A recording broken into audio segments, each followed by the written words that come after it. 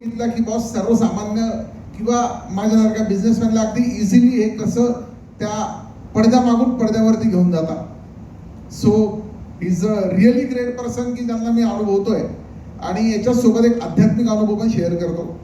मी आणि प्रवीणजी आम्ही योगायोगाने आमचा 2-4 विषय झाला, पण ते म्हणतात की तिकडे बोलवल्याशिवाय जाता येत नाही.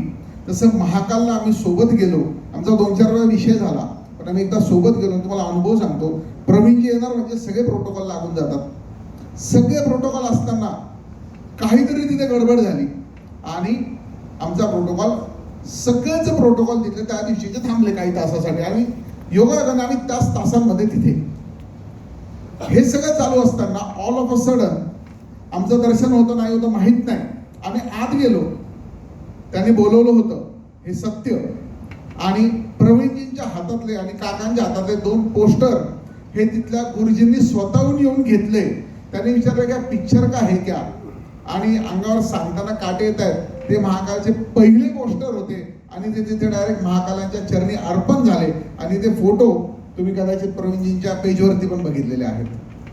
आणि आम्ही गर्दीतून गेलो, गर्दी म्हणजे सर्वसामान्य माणसं जातात तिथून गेलो होतो.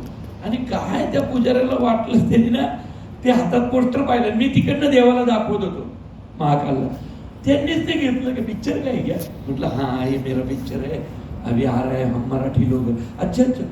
त्यांनीच ते घेतलं आणि आतमध्ये नेऊन त्या महाकालेश्वराच्या त्या पिंडीवरती चरणी ठेवलं आणि आम्हाला बाहेर आणून दिलं. त्यामुळं नशिबाचा भाग असतो ते झालं.